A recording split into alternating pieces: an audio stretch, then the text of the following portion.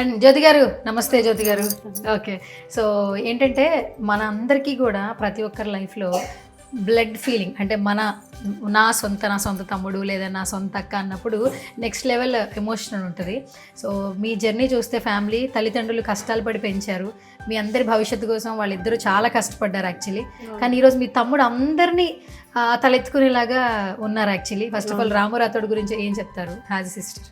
ఆయన చిన్నగా ఉన్నప్పటి నుంచి కష్టపడుతూనే ఉన్నాడు, ఇంకా కష్టపడుతూనే ఉన్నాడు, ఇప్పటికి కూడా కష్టపడుతూనే ఉన్నాడు. మా ఫ్యామిలీలో తను పుట్టడం మా అదృష్టం అనుకుంటున్నాము. అసలు చాలా గర్వంగా ఉంది ఇట్లా చేయడం. అంటే ఈ స్థాయిలో లేకుంటుంటేమి తను ఈయన ఇట్లా ఈ ఫీల్డ్ రాకుండా ఉంటే బాగుంది, మంచిగా అనిపిస్తుంది. ఇంకా తను అక్కడ వెళ్ళి అట్లా టాస్క్ చేయడం కొంచెం బాధ అనిపిస్తుంది. అంటే ఆడితేనే కదా ఇంకా ఎక్కువ మంది కనెక్ట్ అవుతాడు కానీ కొంచెం బాధ అనిపిస్తుంది. ఓకే.